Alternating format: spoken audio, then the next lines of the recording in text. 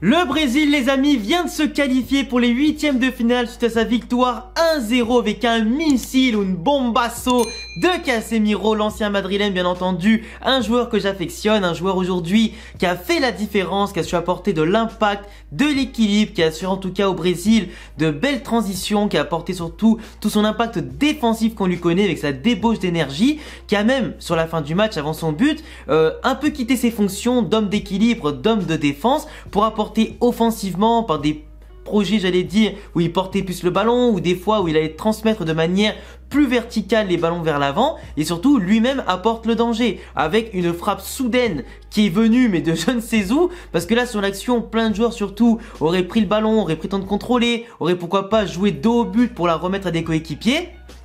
Lui, il s'est pas posé de questions, il a directement armé pour la foutre quasiment en Lulu à droite de la cage du gardien, frappe qui était un peu déviée bien sûr par le défenseur, mais globalement une frappe sèche, instantanée, qu'on lui connaît bien à Casemiro, qui a fini en tout cas au fond des filets, et qui permet au Brésil d'être serein maintenant pour le troisième match, de faire tourner son effectif avant des huitièmes de finale, et attaquer vraiment la phase la plus intéressante, bien sûr la phase finale. Mais globalement, on a eu un Brésil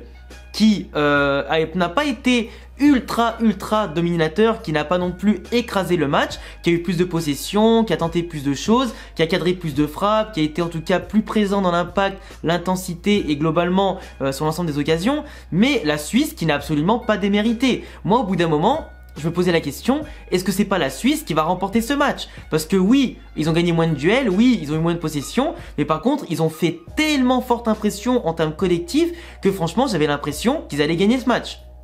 À 0-0,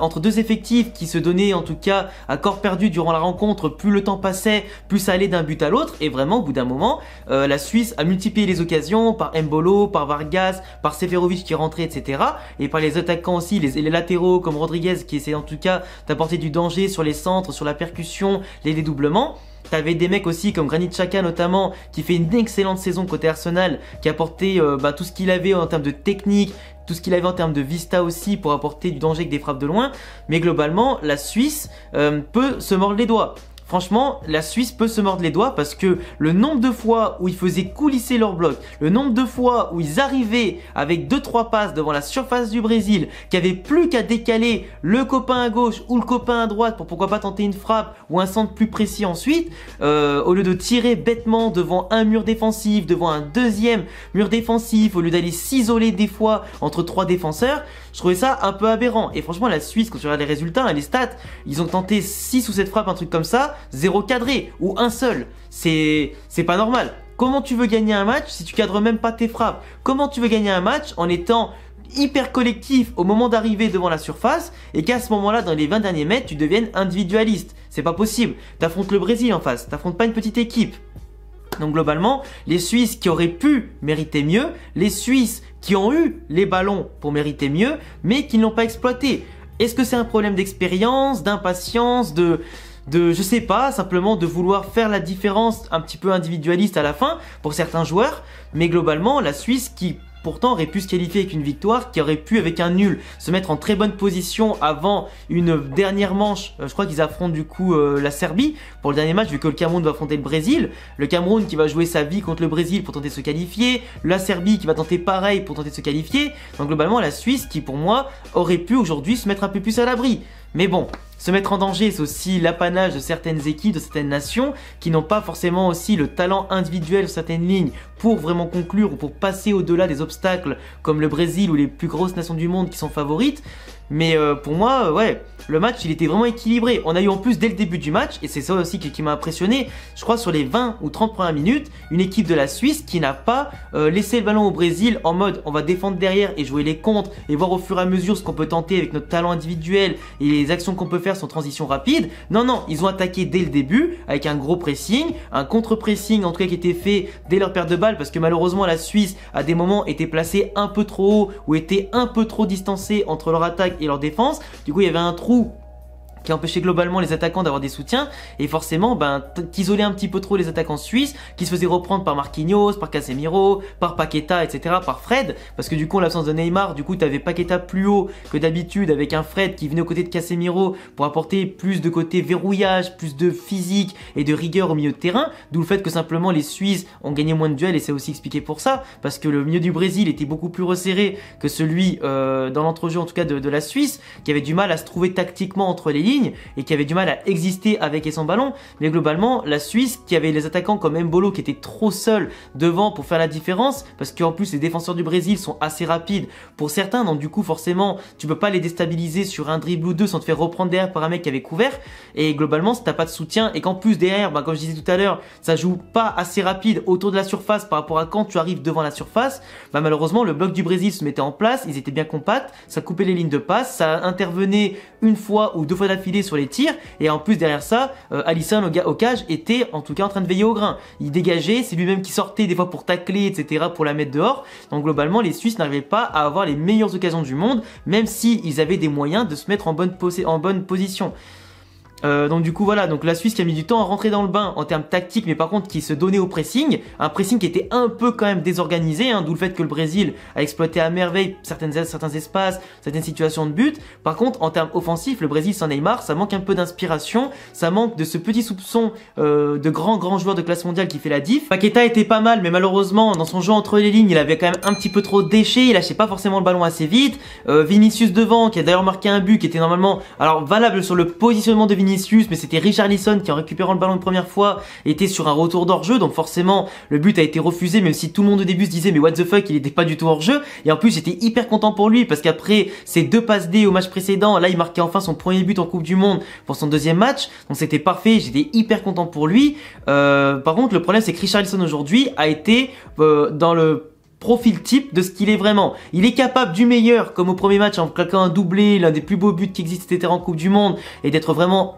décisif, et de l'autre côté il va être transparent, il va pas trouver l'espace entre les défenseurs, il va pas réussir à décrocher comme il faut parce qu'il a pas vraiment le profil technique pour vraiment décrocher, amener les ballons, faire en tout cas tout ce qu'il faut pour le tenir et en tout cas avoir un profil d'attaquant complet. Richarlison il manque de ce soupçon de technique pour faire la différence dans le cas où les ballons ne lui viennent pas, etc. En plus il sentait pas forcément bien les actions sur les petits centres de Vinicius ou encore de Rafinha, c'est un peu dommage, mais parce que de base il a du talent, mais pour moi c'est pas l'attaquant le plus complet qui existe, Richarlison, d'où le problème qu'aujourd'hui il a été transparent. Après il y a des jours sans, il y a des jours avec, mais globalement t'avais Rafinha aussi à droite qui pour moi a été transparent, que ce soit au premier match du Brésil contre la Serbie il était inexistant, là aujourd'hui il a fait quelques débordements dont un qui aurait pu amener sur un magnifique caviar à Vinicius un but du Brésil, mais globalement sur la percussion, sur les prises de balles, sur le peu de verticalité qu'il a apporté, sur les peu de différences qu'il a fait, c'est pas assez. Pour moi t'as des Anthony qui sont bien meilleurs, t'as Rodrigo qui est bien meilleur, qui a eu bien plus d'occasions que lui en seulement 20-30 minutes de jeu,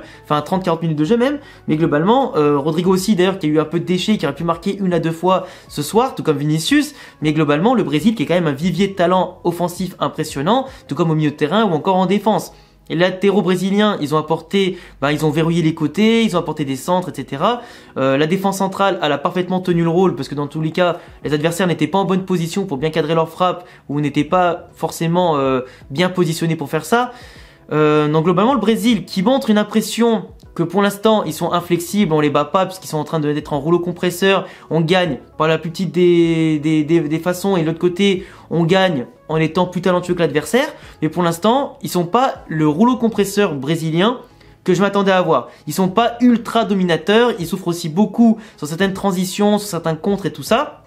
mais par contre oui ils ont du talent. Ils ont du talent qui vient agir au bon moment quand il le faut. Le danger vient pas non seulement que de l'attaque, mais il vient de partout avec eux, sur coup de pied arrêté, sur des frappes de loin, des frappes instantanées, des crochets, de la vitesse, etc. C'est vraiment pour moi, comme je le disais déjà dans le premier débrief, c'est l'équipe qui a le plus, à mon sens, de polyvalence tactique, technique et dans les profils, qui a le plus de solutions de rechange aussi sur le banc par rapport à un 11 titulaire qui est déjà hors norme, parce que même sans Neymar, il y a quand même du football, il y a quand même pas mal de choses, mais le Brésil, ouais. Même s'il y a des joueurs qui peuvent être décevants, t'en as d'autres qui vont prendre le relais. Et tu sais très bien que t'as des mecs comme par exemple Gabriel Jesus qui peuvent rentrer, comme Anthony, etc., comme Rodrigo. Et pour moi, le Brésil, c'est vraiment une équipe qui fait peur, qui va pouvoir en plus se reposer pour le prochain match avec les cadres, etc. au repos, et qui va pouvoir simplement valider sa première place tranquillement, sans sourciller, par une meilleure différence de but, par plus de points pour l'instant, qui aura juste besoin d'un nul au pire pour se l'assurer mathématiquement au cas où la Suisse met un giga carton au prochain match en termes de différence de but. Mais là, globalement, ils sont quasiment assurés d'être premiers. Mais pour moi, non, le Brésil, c'est pas aussi impressionnant qu'on le dit. Il n'y a pas vraiment de favori ultime dans cette Coupe du Monde parce que tu as l'impression que les matchs sont tellement serrés et les poules aussi dans leur globalité que n'importe qui pour gagner la Coupe du Monde finalement. Pour l'instant, les choses sérieuses n'ont pas vraiment commencé. Là, leur mission principale, c'est de se qualifier, quasiment premier du groupe. Mais à partir des huitièmes de finale, je suis certain qu'on verra un Brésil totalement différent avec plus d'impact, plus de technique, plus d'efficacité aussi. Et là, pour l'instant, ils donnent l'impression d'être prenables, mais ils ne rompent pas pour l'instant. Ça tend, mais ça rompt pas. Et en plus, ça marque des beaux buts, que des masterclass. La Suisse, en tout cas, n'a pas démérité parce que voilà, ils ont eu de l'intensité dès le début du match. Ça n'a pas forcément fonctionné sur un but, c'était très équilibré, t'avais 0-0. Ils ont pris le but de Casemiro alors qu'avant, ils auraient pu marquer des buts. Ça peut paraître injuste, mais en attendant, l'équipe qui marque fait la différence. Tu cadres pas, tu peux t'en prendre qu'à toi-même. Et après derrière, faut apprendre à lâcher les ballons au bon moment et attendre d'être en bonne position pour tirer et pas tout le temps tirer des fois à l'aveugle, etc. C'est aussi ça peut-être le péché d'inexpérience, d'impatience qui a fait couler la Suisse aujourd'hui. Mais en tout cas en termes collectifs, si vous êtes Suisse et que vous m'écoutez, pour moi vous avez des bonnes raisons d'espérer de vous qualifier parce que pour moi la Suisse et la Serbie en termes de foot ça se vaut largement. Donc tout peut arriver pour la qualification et pour moi la Suisse en huitième de finale ce serait mérité et pour moi c'est un adversaire qui n'est pas forcément facile à prendre. On l'avait vu à l'Euro quand ils ont sorti la France et l'Espagne a galéré contre eux. Pour moi, la Suisse, faut compter sur eux. Ils n'ont pas les joueurs les plus impressionnants à chaque ligne, mais collectivement et dans la hargne, c'est plutôt pas mal. Maintenant, avoir attention s'ils peuvent passer un ou deux paliers d'ici les prochains matchs. Et sinon, ils iront peut-être pas plus loin que les huitièmes de finale, mais au moins, ils sont présents, tu vois. En tout cas, voilà, c'est tout pour mon impression à chaud, les gars, de mon analyse vite fait de Brésil-Suisse. J'espère qu'elle vous aura plu, tout comme celle de ce matin entre le Cameroun et la Serbie. Je vous laisserai vous abonner, cocher la cloche et me laisser un gros pouce bleu, en tout cas, si vous avez aimé la vidéo. J'attends vos tops et vos flops de ce match-là dans les commentaires et vos impressions aussi globalement. N'hésitez pas à vous abonner parce que bien sûr on va parler ce soir aussi de Portugal-Uruguay, du coup Cristiano Ronaldo contre Fede Valverde. J'ai trop hâte de ce match, du coup à ce soir. Tous mes réseaux en description et à bientôt les gars pour prochaine vidéo. Ciao.